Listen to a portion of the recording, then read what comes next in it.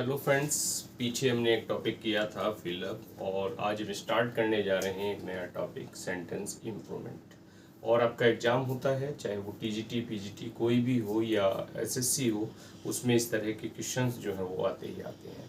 तो ये सारे क्वेश्चंस एक इम्पॉर्टेंट जो आपका एमसीक्यूज़ के अंतर्गत आपका एक कलेक्शन है।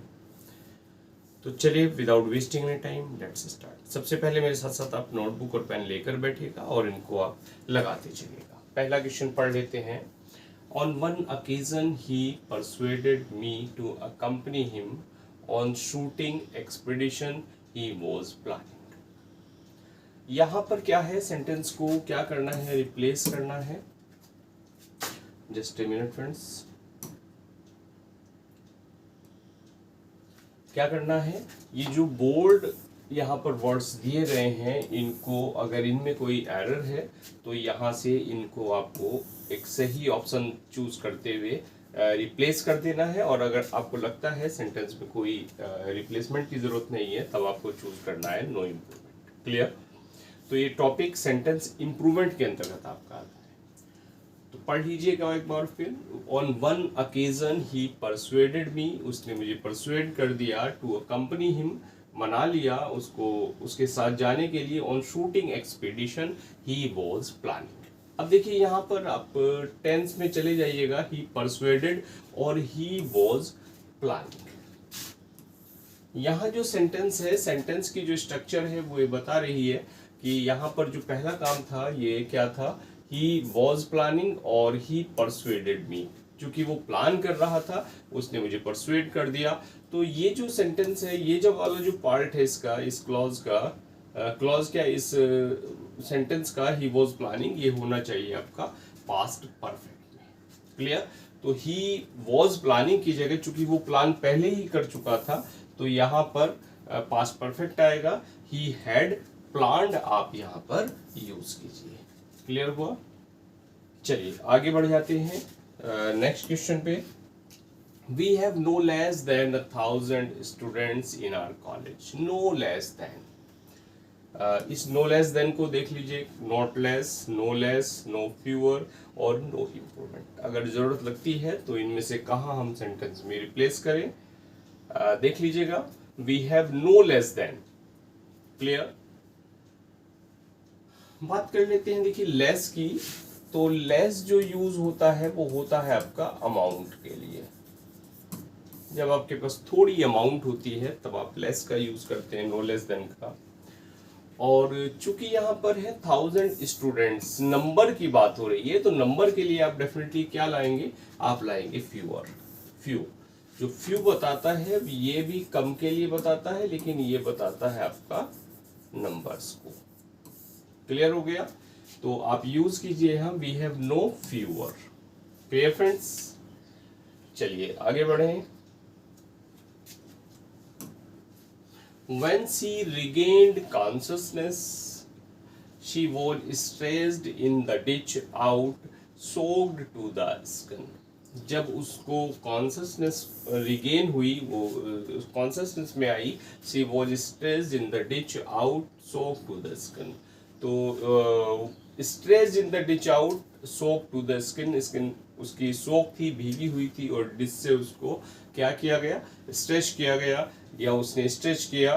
तो यहाँ जो आपको ये दिख रहा है stressed in the ditch out, इसको देखिए कि out in the ditch, stressed on the ditch, out stressed, और out stressed in the ditch.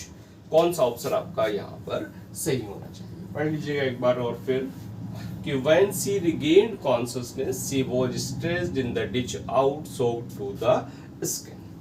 Clear friends?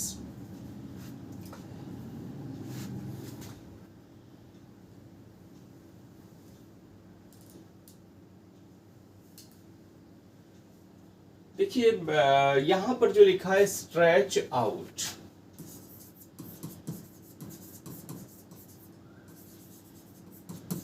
Stretch out क्या होता है, जब आप लेट जाते हैं, किस सेंस में, सोने के सेंस में या रिलैक्स करने के सेंस में, तब आप यूज करते हैं स्ट्रेच आउट को।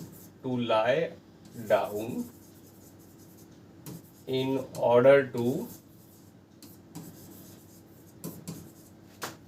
relax or sleep. Clear? Stretch out. और इसके बाद यहाँ एक वर्ड ये आ गया आपका आउट स्ट्रेच्ड। तो आउट स्ट्रेच की बात करें, इस आउट स्ट्रेच होता है spread out as far as possible.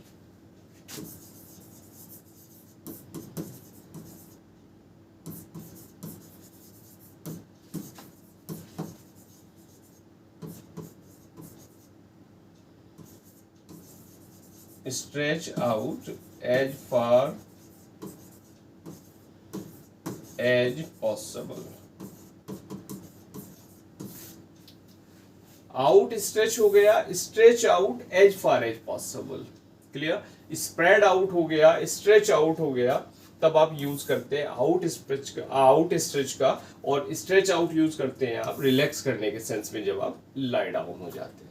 तो यहाँ जो सेंस निकल कर आ रहा है, ये आ रहा है आपका आउट स्ट्रेच का। तो क्या है? She was out stretched in the ditch soaked to the skin. Clear हुआ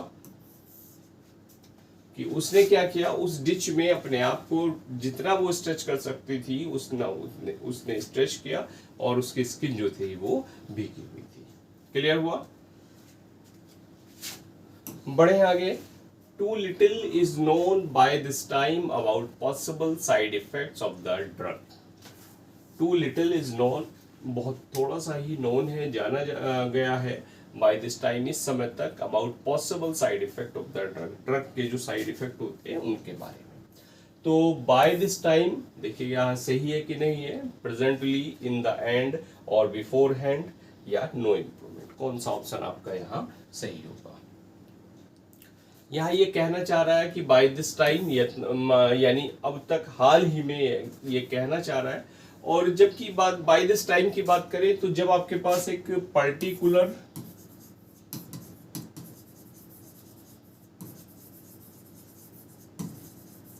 अलॉटेड टाइम होता है, उस पर्टिकुलर अलॉटेड टाइम के लिए आप यूज करते हैं बाय दिस टाइम।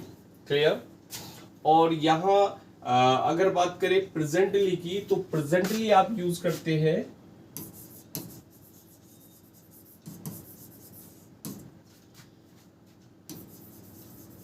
नाउ, या आप कह दीजिए लेटली, या हाल ही में। क्लियर? उस सेंस में आप प्रेजेंटली को यूज करते हैं, नाउ और करंटली के सेंस में आप यूज करते हैं। तो यहाँ जो बाय दिस टाइम कोई पर्टिकुलर अलॉटेड टाइम नहीं है, तो इट मीन्स यहाँ इसको हम यूज नहीं करेंगे, हम इसको रिप्लेस करेंगे किससे? प्रेजेंटली से। Clear?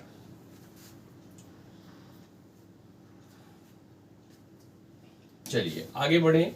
If you want to save money you must get rid of shopping. अगर आप पैसा बचाना चाहते हैं तो आपको क्या करना है? Get rid of. Get rid of का मतलब होता है छुटकारा पाना, आपको शॉपिंग से छुटकारा पाना है।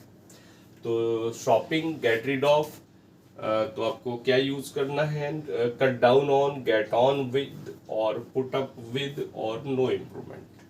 क्लियर?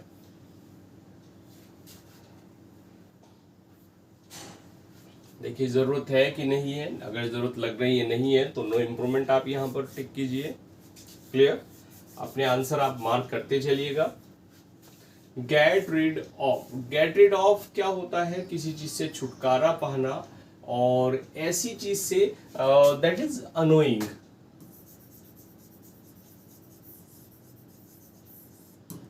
और you don't want to have. कोई ऐसी चीज जो अनोय करती है आपको अनोइंग है, उस चीज से आप छुटकारा पाना चाहते हैं, तब आप यूज करते हैं गेट रिड ऑफ का। क्लियर? लेकिन अगर आपको पैसा बचाना है तो शॉपिंग से आप छुटकारा नहीं पाएंगे, बल्कि शॉपिंग को आपको क्या करना है? रिड्यूस करना है। भाई पैसा बचाएंगे, शॉपिंग आप कम करेंगे तभी पैसा बचेगा। तो शॉपिंग को रिड्यूस करना, रिड्यूस के सेंस में आपके पास यहाँ पर एक वर्ड जो दिया गया है वो दिया गया आपका cut down on. Cut down on का मतलब होता है टू रिड्यूस। क्लियर? तो ऑब्वियसली रिड्यूस की यहाँ बात हो रही है, तो आप यहाँ रिप्लेस कीजिए इसको किससे, कट डाउन ऑन से। क्लियर फ्रेंड्स, बढ़ जाए आगे क्वेश्चन नंबर 6 पर। The loud and incessant chatter.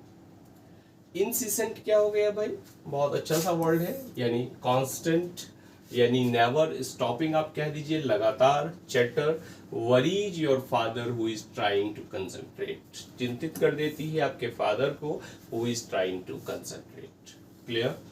एक लाउड और इंसिसेंट चैटर, एक शोर, कैसा, एक बात करने की आवाज जो लाउड है और लगातार आ रही है, वो आपके फादर को वरीज कर देती है, चिंता में डाल देती है, जो कंसंट्रेट करने की कोशिश कर रहे हैं। तो वरीज को आप रिप्लेस किससे करें, एग्रावेट्स, अनॉयज, इरिटेट्स और नो इम्प्रूवमेंट। क्लियर।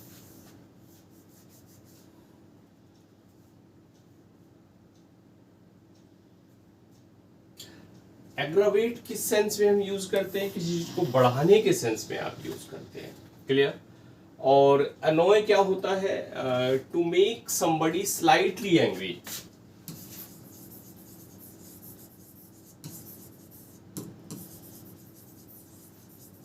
किसी को आपने थोड़ा सा चिड़चिड़ा कर दिया तो स्लाइटली एंग्री कर दिया, तब आप अनॉय को यूज करते हैं। और इरिटेट करते हैं आप, टू अनॉय समबडी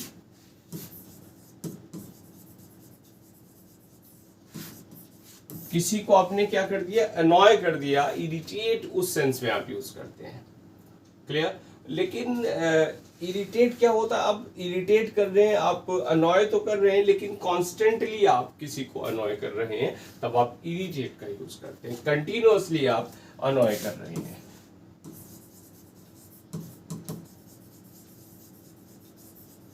क्लियर। और बाकी नो इम्प्रूवमेंट है ही। तो ऑब्वियसली आप यहाँ जो वरीज है, वरीज को हटाकर क्या लाए, वरीज को हटाकर आप लाइए यहाँ इरिटेट। क्लियर। अनॉय भी नहीं है, इरिटेट कर दिया, चूंकि कंसंट्रेट कर रहे हैं, कंसंट्रेट करने की कोशिश कर रहे हैं, अब लगातार शोर कर रहे हैं, तो क्या होगा, आदमी इरिटेट हो जाएगा। अनॉय में लाइट शेड है। क्लियर। इरिटेट जो है वो कंटिन्यूअसली जब आप अनॉय करते हैं तब इरिटेट का यूज करते हैं। क्लियर। बढ़े आगे। Yes, not only they went to see a film but also had dinner, कि वो केवल एक फिल्म देखने ही नहीं गए बल्कि उन्होंने डिनर भी किया। But also had dinner out. Not only they went, not only did they go, they did not go, they did not go, not only they not only went और no improvement। कौन सी structure यहाँ से ही होगी, देख लीजिएगा एक बार। और मुझे लग रहा है कम से कम 8 से 10 दिन बाद ये लेक्चर आ रहा है। कुछ हेल्थ इश्यूज हो गए थे, उनकी वजह से बिल्कुल दूरी हो गई आपके YouTube से, इसलिए थोड़ा सा कंसंट्रेट नहीं कर पाया, काम भी नहीं कर पाया, इसीलिए आपको लेक्चर आने के लिए डिले हुआ। आप कोशिश की है कि कोशिश करूँगा, जल्द आपको रेगुलर वे में जिस तरह लेक्चर मिलते थे वो आपको मिलते रहे। नॉट ओनली दे वेंट, देखिए नॉट ओनली की अगर बात करें, नॉट ओनली एक नॉट ओनली बट ऑल्सो को रिलेटिव कंजंक्शंस होते हैं। और नॉट ओनली के बाद क्या होता है, आप अगर नॉट ओनली आ रहा है, नॉट ओनली के बाद आप ऑक्सिलरी वर्ब लाते हैं और फिर सब्जेक्ट लाते हैं। तो नॉट ओनली के बाद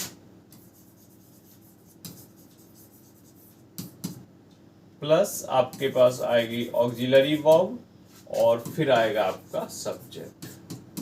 तो यहाँ जो स्ट्रक्चर ये यूज कर रहा है, not only they went, not only के बाद आप लाइए not only did they go, auxiliary verb आप लेकर आइए, फिर आप सब्जेक्ट लेकर आइए। क्लियर। तो नॉट ओनली डिड दे गो, ये वाली आपकी स्ट्रक्चर यहाँ होगी। ये गलत स्ट्रक्चर इसने यहाँ यूज कर रखी है। Clear friends. चलिए थोड़ा सा आगे बढ़े। Birds sit on the boughs of trees in my garden and with their sweet notes fill the air with music. Birds sit, पक्षी बैठते हैं, बोज कहते हैं ब्रांचेस को, ऑफ ट्रीज, पेड़ों की शाखाओं पर, इन माई गार्डन, मेरे बगीचे में, and with their sweet notes, और अपने स्वीट नोट्स जो हैं, अपने जो मधुर गीत हैं उनसे, fill the air with music, हवा में म्यूजिक जो है वो भर देते हैं। तो with their sweet notes fill the air, और fill their sweet notes in the air, by their sweet notes fill the air by their sweet notes, और no improvement। देख लीजिएगा कौन सी स्ट्रक्चर सही होनी चाहिए।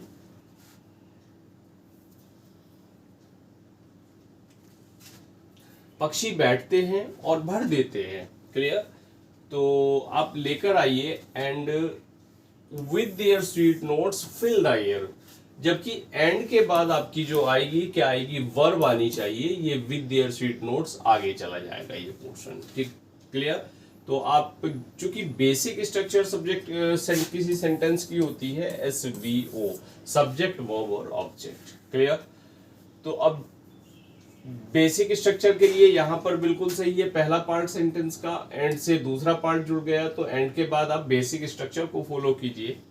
तो यहाँ पर सब्जेक्ट चूंकि नहीं है तो वर्ब आपकी आएगी, तो fill their sweet notes by, और fill the air by their sweet notes.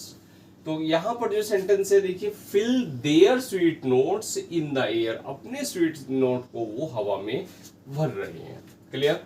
तो आप यहाँ लेकर आइए सेंटेंस को, fill their sweet notes in the air और fill the air by their sweet notes. अब इन दोनों में थोड़ा सा डिफरेंस क्या है कि फिल देयर स्वीट नोट्स अपने नोट्स को भर रहे हैं इन द एयर हवा में, और फिल द एयर हवा को भर रहे हैं बाय देयर स्वीट नोट्स, अपने स्वीट नोट्स के द्वारा।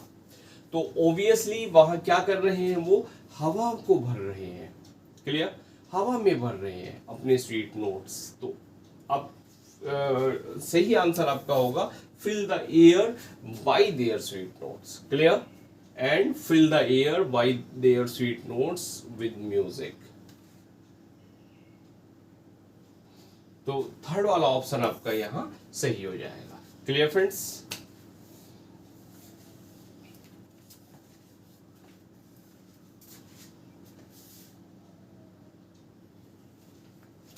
चलिए आगे बढ़े हैं।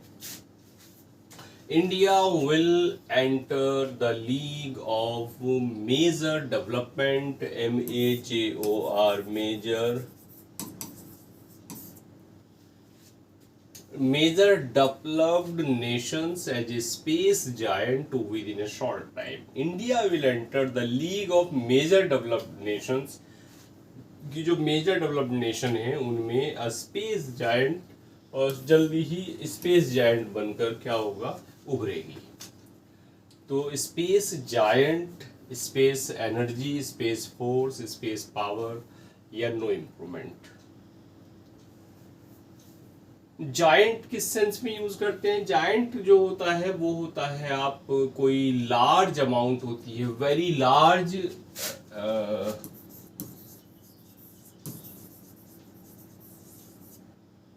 अमाउंट या वेरी लार्ज ऑर्गेनाइजेशन के लिए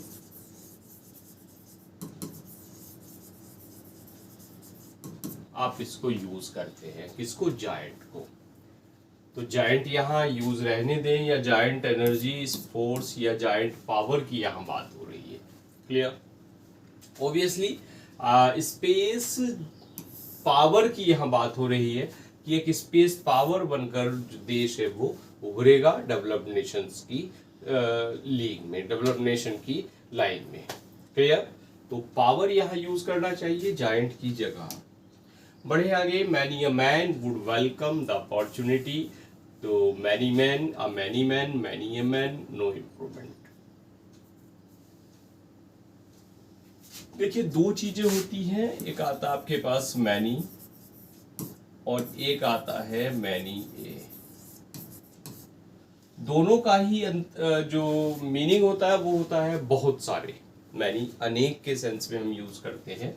लेकिन अंतर क्या होता है, जो मैनी जो फॉलो करता है वो आप उसकी स्ट्रक्चर होती है प्लूरल, प्लूरल नेचर उसकी होती है। तो यहाँ मैनी के बाद हमेशा आपको प्लूरल जो सब्जेक्ट है, प्लूरल नाउन है, वो दिखाई देगी, लेकिन मैनी ए के साथ आपको सिंगुलर नाउन दिखाई देगी।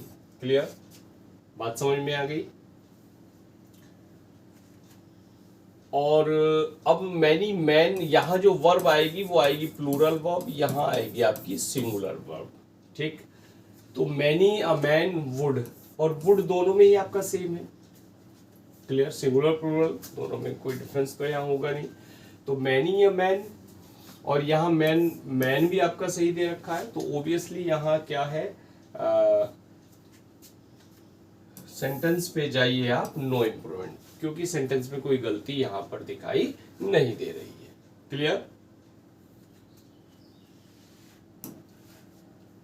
The greater the demand higher the price, जितनी ज्यादा डिमांड होती है उतने ही रेट बढ़ जाते हैं। बड़ा सिंपल सा क्वेश्चन है, फटाफट से आंसर आप लगा दीजिएगा, लगा दिया होगा। जहां डबल कंपैरेटिव आपका यूज होता है, एक तरफ इधर कंपैरेटिव, एक तरफ इधर कंपैरेटिव, तो उस कंपैरेटिव में, उस कंपैरेटिव डिग्री के लिए आपको ध्यान ये देना है कि वहां जो आप स्ट्रक्चर यूज करते हैं, दोनों तरफ आप क्या, द का यूज करते हैं, द ग्रेटर द हायर, तो आप यहां यूज कीजिए द हायर को। क्लियर हुआ, the greater the demand, the higher the price. I prefer to ride than to walk. तो prefer to ride than to walk, prefer riding to walking, prefer ride to walk, prefer riding than walking, और no improvement। क्या आपका answer होगा? prefer की बात करें, prefer आप पसंद करने के सेंस में यूज करते हैं, और जब prefer लाएंगे तो prefer के बाद आपका जो यहाँ देखिए, जो prefer के बाद ये जो आप यूज करेंगे, यहां आपकी आनी चाहिए क्या, नाउन। तो प्रेफर टू राइड की जगह आप यूज कीजिए प्रेफर राइडिंग टू वॉकिंग। इस स्ट्रक्चर में आप नाउन का यूज कीजिए, I prefer riding to walking. Ride to walk की जगह prefer riding to walking. Clear, बढ़े आगे, the workers went on strike asking for better pay and service condition. Workers strike पर चले गए, आस्किंग फॉर, आस्किंग फॉर क्या होता है फ्रेंड्स, कोई चीज आप पूछने के लिए आप यूज करते हैं तो आस्क फॉर का आप यूज करते हैं, कोई चीज जानकारी लेना, पूछने के सेंस में। तो यहाँ आस्किंग फॉर यानी रिक्वेस्टिंग, डिमांडिंग, नीडिंग और नो इम्प्रूवमेंट। ऑब्वियसली वर्कर अगर कहाँ जा रहे हैं, स्ट्राइक पर जा रहे हैं, तो उनकी क्या है, रिक्वेस्ट, डिमांड, नीड, तो फिर उनकी हो जाती है डिमांड। क्लियर, रिक्वेस्ट और नीड ना होके डिमांड हो जाएगी, डिमांडिंग आप यहाँ यूज कीजिए आस्किंग फॉर के प्लेस पर। The newspaper provides more international news than domestic news. Newspaper provide करता है ज्यादा इंटरनेशनल न्यूज डोमेस्टिक न्यूज से ज्यादा। क्लियर, तो डोमेस्टिक में be replaced by national, alien और प्रोविंशियल। किससे इसको रिप्लेस करें डोमेस्टिक को? बात अगर इंटरनेशनल की आ रही है तो फिर क्या आएगी, एक तरफ इंटरनेशनल है तो दूसरी तरफ आना चाहिए नेशनल, एक तरफ इंटरनेशनल दूसरी तरफ नेशनल। क्लियर, तो डोमेस्टिक को आप रिप्लेस करिए किससे, नेशनल से। पढ़े आगे, the teacher was very angry at his student. Okay, angry at his student, angry with, angry against, angry about और नो इम्प्रूवमेंट। एंग्री, आप जब गुस्से में होते हैं तब आप एंग्री का यूज करते हैं, लेकिन एंग्री के बाद एंग्री एट समथिंग, किसी चीज पर आप गुस्सा होते हैं तब आप लाते हैं एट को, एंग्री एट। क्लियर, किसी के व्यवहार पर गुस्सा है तो ऑब्वियसली आप एंग्री एट का यूज करेंगे, लेकिन अगर आप किसी व्यक्ति से गुस्सा है तब आप यूज करेंगे एंग्री विद का, एंग्री विद समबडी और एंग्री एट समथिंग। तो अपने स्टूडेंट पर गुस्सा है तो ऑब्वियसली आप एंग्री एट की जगह क्या लाइए, चूंकि उसका व्यवहार नहीं है तो व्यक्ति है, तो एंग्री आप विद का यूज कीजिए। तो यहाँ गलती प्रिपरेशन की है, सेंटेंस में आपका आएगा एंग्री विद। क्लियर हुआ? आई होप समझ रहे होंगे। प्रैक्टिस अपनी आप कंटिन्यू रखिएगा। नई सरकार का गठन हो चुका है, आपको बहुत बहुत बधाइयाँ। और इसी के साथ साथ अब जो पेंडेंसी है, जो भी पेंडिंग चीज़ें थी वो ओबियसली क्लियर होंगी। एग्जाम भी आपका जल्दी ही होगा। You know he backed out of the agreement. Back out किस सेंस में आप यूज करते हैं? Backed out. क्लियर? देखिए, बैकआउट आप यूज करते हैं back out to withdraw from something.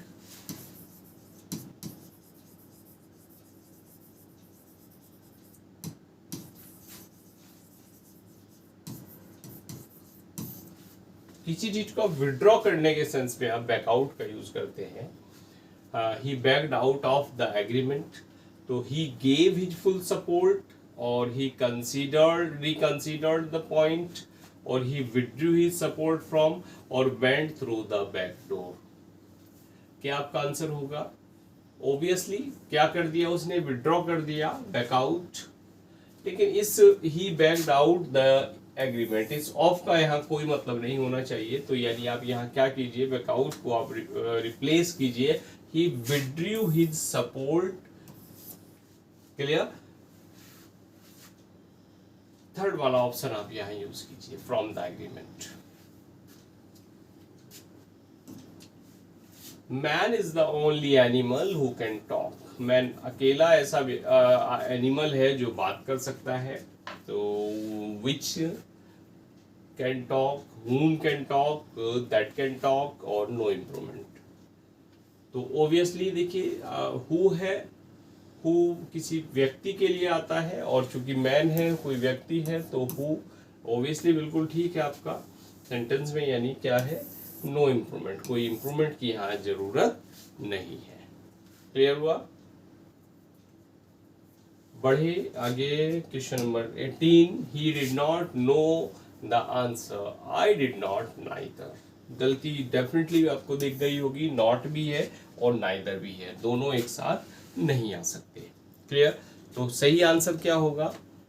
I did not neither को किससे रिप्लेस करें? Neither did I, either did I, neither have I, और नो इम्प्रूवमेंट। तो आई डिड नॉट नाइदर, तो नाइदर डिड आई,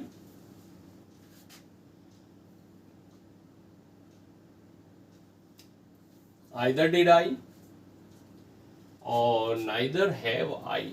भाई चूंकि डिड है तो नाइदर के साथ डिड तो आएगा ही आएगा, हैव का यहाँ कोई मतलब नहीं है इन दोनों ऑप्शन का। तो नाइदर, नाइदर के बाद लाइए neither did I. Clear? Either नहीं, नाइदर लाइए। आई डिड नॉट नाइदर को अब चेंज कर दीजिए नाइदर डिड आई से। क्लियर हुआ? सिंपल सा है एकदम। बढ़े आगे। When the owner offered tea, the peon denied it. Owner ने ऑफर की टी, तो पियन ने उसको डिनाई कर दिया। Deny, dislike, decline, disobeyed. कौन सा ऑप्शन आपका होना चाहिए? डिनाई क्या होता है? इनकार कर देना। तो see that something is not true, he denied that something is not true. तब आप यूज करिए डिनाई को। डिसलाइक हो गया, कोई चीज आपने नापसंद कर दी। और डिक्लाइन क्या हो जाता है? कोई चीज इनकार कर देने के सेंस में आप यूज करते हैं। Refuse politely, decline. क्लियर?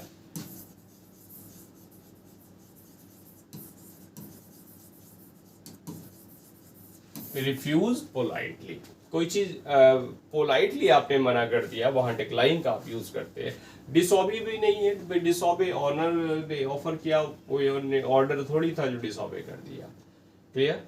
तो डेफिनेटली डिनाई आप किससे रिप्लेस करें हैं? डिक्लाइन से। क्लियर हुआ? पता लगा क्यों करें? बढ़े question number 20। Do you remember his phone number? क्या तुम्हें उसका फोन नंबर याद है? आई डोंट सस्पेक्ट, सो मुझे इस पे संदेह नहीं है। आई डोंट सस्पेक्ट, सस्पेक्ट संदेह के लिए आता है। तो देख लिए डेफिनेटली गलती तो है यहाँ पर। I don't think, I don't think, I don't think, oh may think, तो do you remember his phone number, क्या तुम्हें उसका फोन नंबर याद है? तो I don't think so, I don't think so, मुझे ऐसा नहीं लगता। क्लियर? जब आप एग्री नहीं करते किसी चीज से तब आप इस चीज को यूज करते हैं, आई डोंट थिंक सो, मुझे नहीं लगता कि ऐसा होता है। तो सस्पेक्ट को आप रिप्लेस कीजिए आई डोंट थिंक सो से। क्लियर?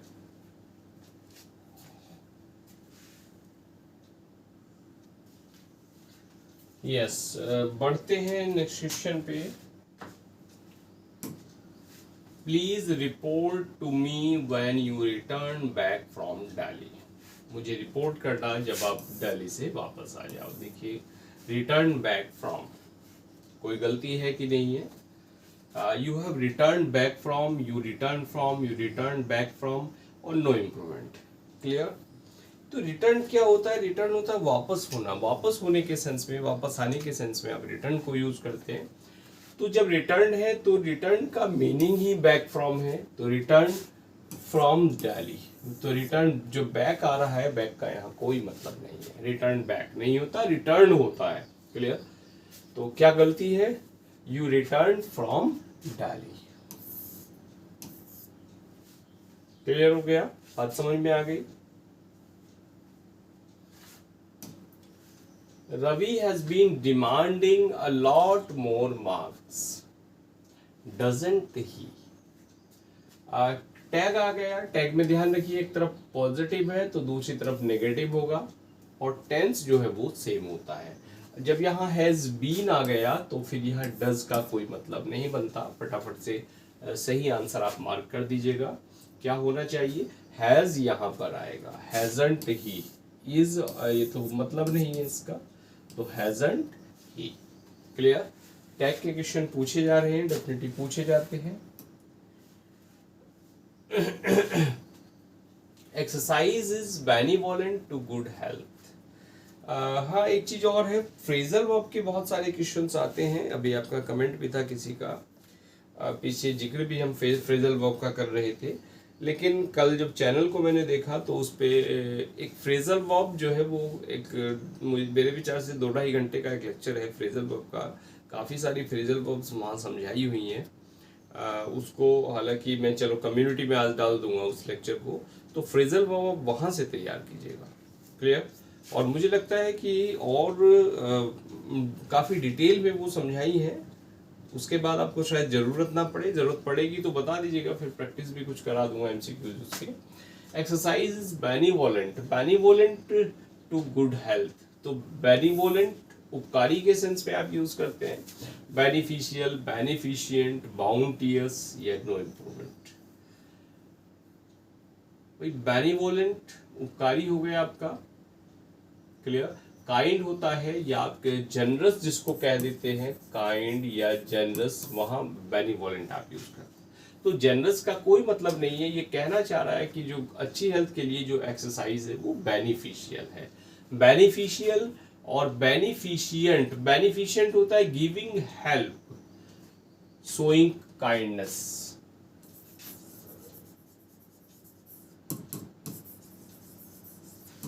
क्लियर? और बाउंटियस की बात करें, बाउंटियस हो जाता है, आप कह देते हैं in a very large amount.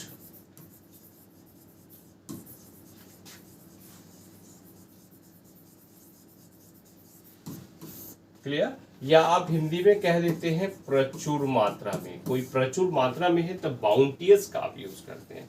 तो सीधा सीधा सा आंसर डेफिनेटली क्या होगा? बेनिफिशियल टू यहाँ हो जाएगा, beneficial to good health. Benevolent नहीं है, बेनिफिशियल है। He parked his vehicle under the shade of a tree. बिल्कुल एक ही बार में पढ़ के आपको नजर आ रहा है क्या गलती यहाँ सेंटेंस में है, किस चीज से आपको रिप्लेस करना है। क्योंकि शेड में है, शेड में है तो आप यूज करेंगे proposition in the shade of a tree. Clear? लेकिन अगर पेड़ के नीचे होती तब आप यूज करते अंडर अ ट्री। तो ऑब्वियसली क्या यूज करें? इन आप यहां यूज करें। Clear? Next question, in case if it rains I should not visit you, कि यदि बारिश होती है तो मैं आपसे नहीं मिलूंगा। In case if so, in case of, in if, in case और नो इम्प्रूवमेंट। थोड़ा सा सोचिएगा फटाफट से। In case if it rains, अगर बात इन केस की है तो इन केस हम यूज करते हैं यदि के सेंस में, इफ के सेंस में। इफ या इन केस आप यूज करते हैं, दोनों चीज आप नहीं लाएंगे। इन केस इफ आप नहीं लाएंगे, आप इन केस लाइए या इफ लाइए। क्लियर? तो इफ या इन केस, तो थर्ड वाला ऑप्शन आपका सही होगा। सुपरफ्लुअस यहां यूज आपको दिख रहा है। TV sets have become costlier thanks to the sudden rise in the price of important compounds. Compounds और tubes, components, things, no improvements. भाई टीवी सेट्स की बात हो रही है, फिर कंपाउंड का क्या मतलब आएगा? Thanks to the prices of imported compounds नहीं है, यहाँ बात कर रहा है कंपोनेंट्स, कलपुर्जों की वो बात कर रहा है। कोई भी आपकी स्ट्रक्चर है, कोई भी आपका आविष्कार है, तो उसमें वो किससे मिलके बना होता है? टीवी सेट किससे? कंपोनेंट्स से मिलके बना होता है। क्लियर? कंपाउंड यहाँ ना यूज कीजिएगा। कंपाउंड जटिल कोई चीज होती है उसके सेंस में आप यूज करते हैं, है ना? Because the enemy had a reputation for engaging in sneak attacks, so we were frequently on the alert. Sneak attack, sneak कहते हैं बिल्कुल secretly,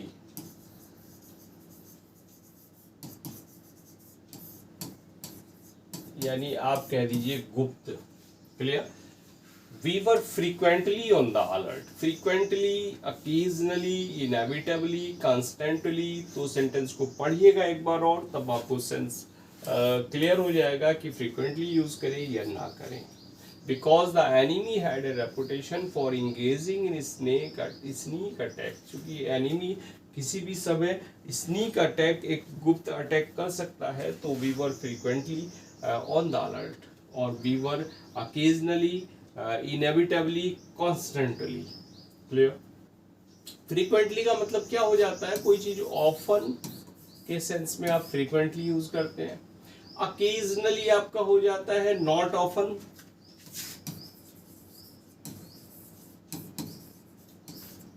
और इनेविटेबली हो गया अनिवार्य रूप से आप किसी काम को करते हैं, और कॉन्स्टेंटली हो गया लगातार।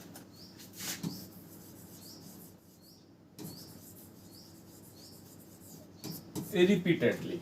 क्लियर? कॉन्स्टेंटली। तो we were constantly on the alert, हम लगातार repeatedly on the alert. Clear?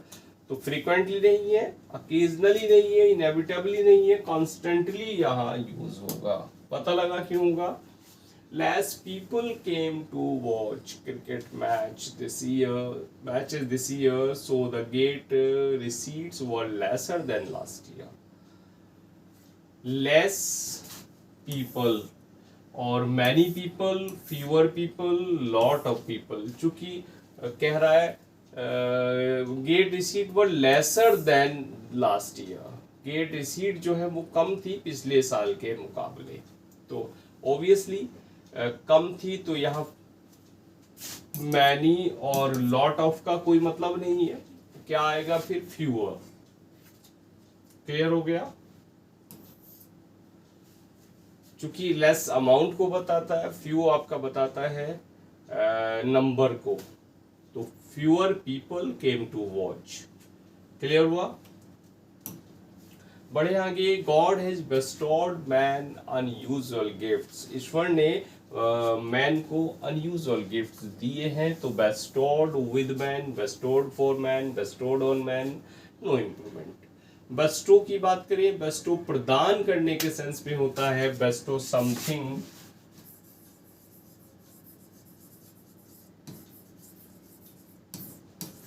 On या upon somebody, best of something. यहाँ स्लैश नहीं यूज होना था आपका, इरेजर भी यूज कर लो। यस, बेस्टो समथिंग, कोई चीज प्रदान करना, on upon somebody.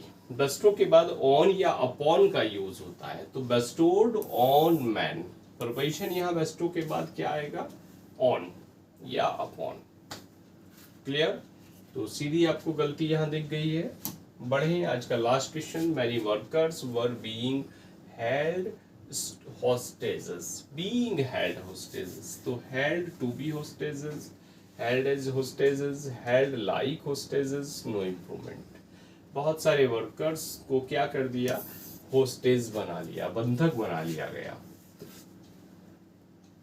Hold hostages, held hostages या held as, held like, held to be, नहीं कोई बात नहीं जम रही है। जम क्या नहीं रही है, कोई मतलब नहीं है। हेल्ड होल्ड होस्टेज या हेल्ड होस्टेज बिल्कुल सही है सेंटेंस, तो नो इम्प्रूवमेंट जाना चाहिए डेफिनेटली। तो 30 MCQs हमने किए, इनमें से आपका क्या स्कोर रहा। अब जिस तरह लेक्चर नहीं आए तो इसमें तैयारी आपकी चल रही है या बिल्कुल डाउन पड़ी है, कमेंट करके बता दीजिएगा। मुझे लग रहा है तैयारी तो कर ही नहीं रहे हैं। क्लियर? और इसीलिए जो लेक्चर्स आपको मिलते भी हैं उनकी रीच नहीं है, उस रीच से ही पता लग जाता है कि कितने आप एक्टिव हैं। शायद बिल्कुल पैसिव मोड में चले गए हैं या सोच लिया है कि अब सिलेक्शन नहीं लेना है। तो भाई ऐसा मत कीजिएगा, जो तैयारी की हुई है बिल्कुल बेकार हो जाएगी। क्लियर? और काफ़ी दिन से आप डिमांड कर रहे हैं एक लाइव सेशन की, तो कोशिश मेरी रहेगी कि इस संडे कोशिश करूँगा, I will try my best कि एक लाइव सेशन हो जाए ताकि आपको कुछ मोटिवेट कर सकूं। क्लियर? तो चलिएगा, आपका स्कोर कितना रहा कमेंट करके बता दीजिएगा, और मिलते हैं नेक्स्ट लेक्चर में कुछ और MCQs को डिस्कस करते हुए। And now thanks for watching this video.